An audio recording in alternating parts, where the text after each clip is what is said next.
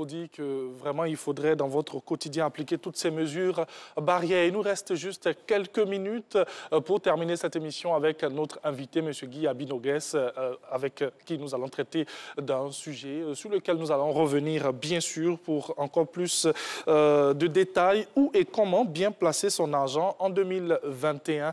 C'est avec notre consultant. On part directement avec M. Guy Abi-Nogues. Bonjour et bienvenue. Bonjour Angèle, bonjour Alice. Bonjour Monsieur Abi. Alors, où et comment bien placer son argent? Il faut savoir que pour chaque exercice ou pour chaque année, il y a sa réalité.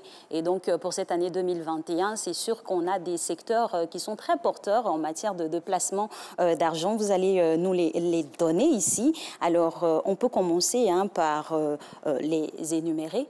Quels sont-ils ou s'orienter en 2021 pour faire de l'argent? D'accord. Écoutez, avant de les énumérer, il faut dire que quand vous avez un portefeuille d'investissement, que vous arrivez en fin d'année, il est tout de suite bon de passer en revue votre portefeuille pour entamer la nouvelle année. Vous devez revoir donc les différentes lignes de votre portefeuille d'investissement et voir dans ces lignes quelles sont donc celles qui ont effectivement performé, quelles sont celles qui ont donné les rendements donc, que vous aviez escomptés et quelles sont celles qui n'ont pas réellement donc, marché. On peut faire un bilan. En fait, voilà. En fait, vous faites un bilan de votre portefeuille d'investissement et à partir de là, vous procédez à des ajustements. Et maintenant, pendant que vous êtes en train de procéder à des ajustements, vous devez donc voir ce qui s'est passé sur le marché.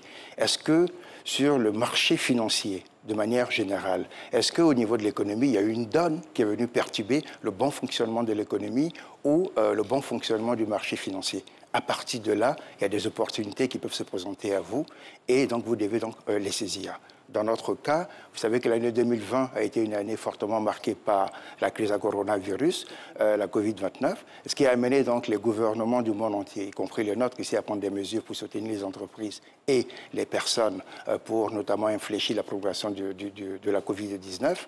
Parallèlement, les banques centrales ont également pris des mesures pour notamment soutenir l'économie et le marché financier.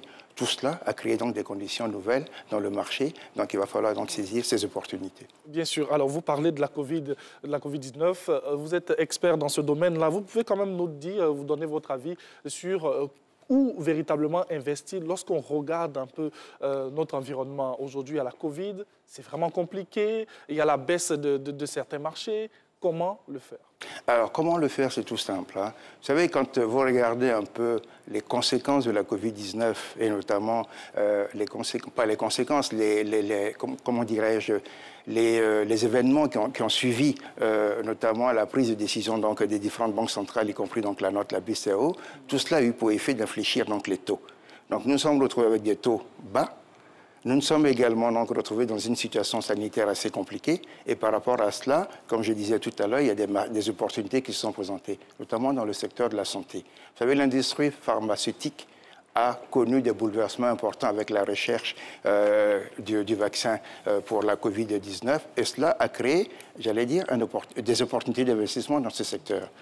Le secteur de la distribution également. Il y a eu des opportunités qui sont nées dans ce secteur-là. Et puis évidemment, le secteur de l'économie numérique avec le télétravail qui a créé effectivement des opportunités aussi dans ce secteur. Au regard donc de tous ces agrégats-là et de l'analyse que vous faites de tous ces indicateurs qui ont pu influencer dans un sens ou dans un autre l'activité économique, comment du coup s'orienter pour faire un bon investissement?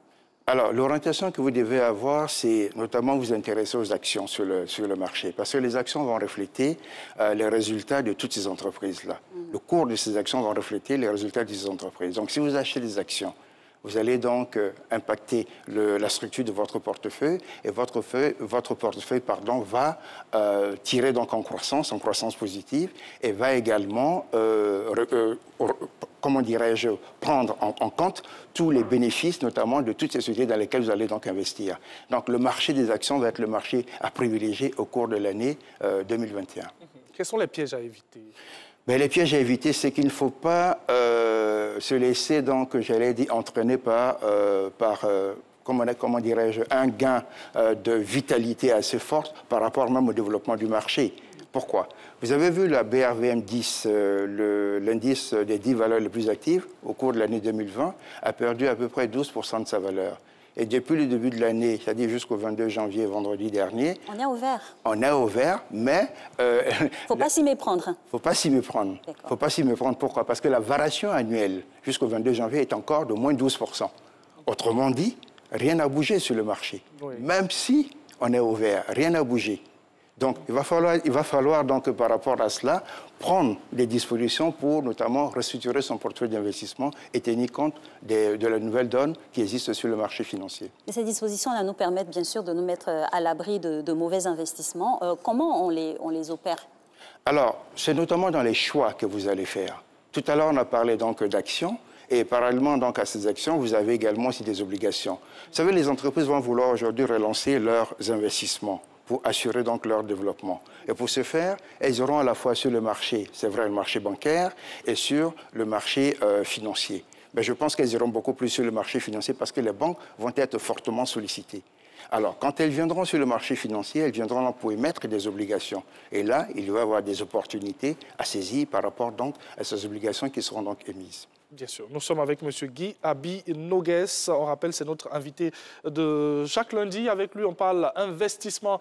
Donc, on l'a dit, c'est un sujet sur lequel nous allons forcément revenir. Il ne nous reste plus assez de temps. La réalisation nous permet d'aller donc avec cet élément et on revient dans quelques instants. En recherche d'idées, je suis tombée sur une page malienne. Et j'ai vu des enfants qui étaient en train de jouer avec des ustensiles de cuisine. Alors, c'était des boîtes de conserve, donc les petites boîtes de sardines. C'est vrai que quand on était petit, on jouait à ça, à préparer. Je me suis dit, bah, tiens, ça peut être quelque chose d'exploitable. C'est aussi dans l'optique de valoriser ce que nous avons chez nous ici. J'ai rencontré beaucoup de problèmes. Déjà, avec les fournisseurs qui ne comprenaient pas toujours ce que je voulais. Parce qu'il y a la façon de traduire les choses qu'on veut et il faut que le rendu soit ce qu'on voudrait. Et il y a aussi les délais, le respect des délais de livraison, les délais de confection. Ça a eu pour effet d'avoir des annulations de commandes. Il y a des clients qui vous commandent des choses et puis, ils annulent à la dernière minute. Voilà. La première année, elle a été très difficile. J'ai perdu le peu d'investissement que j'ai eu à mettre dedans. J'ai eu des pertes, mais ça ne m'a pas arrêté. 4 ans plus tard, je respire mieux. Une chose sur laquelle je veux véritablement insister, c'est que avant d'entreprendre quoi que ce soit, il faut être sûr qu'on aime ce qu'on va faire. Voilà, de retour sur le plateau, on a eu un témoignage, sûrement qu'on va le repasser une autre fois pour mieux le décrypter. Nous étions donc avec M. Abi-Nogues où on parlait de où et comment bien placer son argent en 2021. Il y a tant à dire, c'est sûr, et nous y reviendrons pour traiter ce sujet dans son entièreté. Voilà, nous en sommes à la fin de l'émission. Merci à vous d'être venu pour ce lundi. Remercie. On se reverra sûrement lundi prochain, toujours à épiloguer sur le même sujet. Merci de nous avoir suivis. À demain. À demain. Portez-vous bien. Au revoir.